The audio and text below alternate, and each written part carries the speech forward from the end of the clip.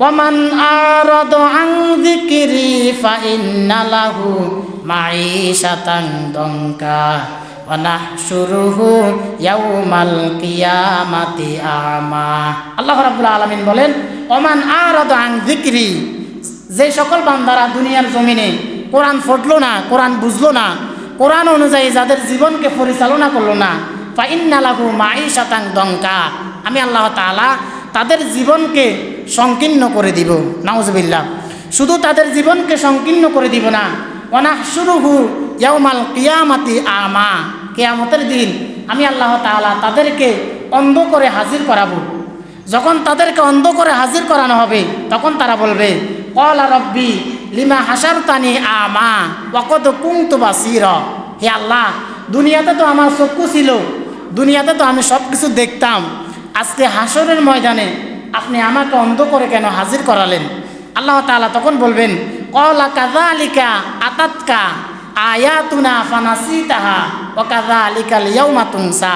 আল্লাহ তাআলা বলবেন, হে আমার বান্দা, দুনিয়ার জমিনে তোমার কাছে আমার কোরআন গিয়েছিল, হাদিস গিয়েছিল, নবী রাসূলরা গিয়েছিল, আলেম ওলামারা গিয়েছিল, তোমার কাছে কোরআন হাদিস যাওয়ার পরেও তুমি আমার কোরআনকে পড়ো নাই, কোরআন বুঝো নাই, কোরআন অনুযায়ী তোমার জীবনকে পরিচালনা করো নাই। দুনিয়াতে তুমি যেভাবে আমার কোরআনকে ভুলে গিয়েছ, আজকে হাসরের ময়দানে আমি আল্লাহ তোমার মতো পাপিষ্ঠ বান্দাকে ভুলে গেলাম। নাউজুবিল্লাহ।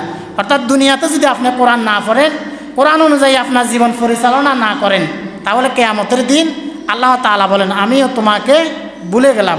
তাহলে নতুন বছরের 4 নাম্বার করণীয় আমল হচ্ছে বেশি বেশি কোরআন তেলাওয়াত করা।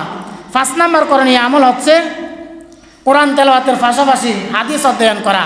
আপনি যা পারেন, দৈনিক 1টা পারেন, 2টা পারেন, যে সকল হাদিস আপনি পড়তে পারেন, বিভিন্ন নবী রাসূলদের জীবনী পড়তে পারেন, আপনি 1টা 2টা করে সেই সময় যা পারেন হাদিস অধ্যয়ন করার জন্য চেষ্টা করা।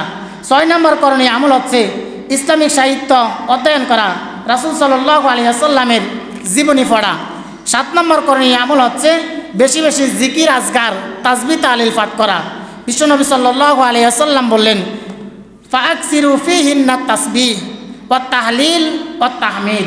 বিশ্বনবী সাল্লাল্লাহু আলাইহি ওয়াসাল্লাম বললেন, তোমরা বেশি বেশি তাসবিহ, তাহলিল এবং তাহমিদ পাঠ করো। তাসবিহ হচ্ছে সুবহানাল্লাহ, আলহামদুলিল্লাহ, লা ইলাহা ইল্লাল্লাহ, আল্লাহু আকবার। এগুলো আপনি বেশি বেশি পড়তে পারেন। বা সুবহানাল্লাহি ওয়া বিহামদিহি সুবহানাল্লাহিল আযীম, লা ইলাহা ইল্লাল্লাহু ওয়াহদাহু লা শারীকা লা, লাহুল মুলকু ওয়া লাহুল হামদু ইউহয়ী ওয়া ইউমীত ওয়া হুয়া আলা কুল্লি শাইইন কাদির। আপনি এই দোয়াগুলো পড়তে পারেন। 8 নম্বর করণীয় আমল হচ্ছে সকল অন্যায় কাজ থেকে নিজেকে বিরত রাখা, নিজে অন্যায় কাজ না করা এবং অন্যকে অন্যায় কাজ থেকে বাঁচিয়ে রাখা। বিশ্বনবী সাল্লাল্লাহু আলাইহি ওয়াসাল্লাম বললেন, ইয়াকুম ওয়াল কিযব, তোমরা মিথ্যা কথা বলা থেকে, তোমরা গুনাহ করা থেকে বিরত থাকো। ফাইন্নাল কিযবা ইয়াহদি ইলাল ফুজুর, কারণ মিথ্যা মানুষদেরকে জাহান্নামের দিকে, ফাফাসারের দিকে ধাবিত করে। ওয়া ইন্নাল ফুজুরা ইয়াহদি ইলান নার, আর ফাফাসার মানুষদেরকে জাহান্নামের দিকে ধাবিত করে। নাউজুবিল্লাহ।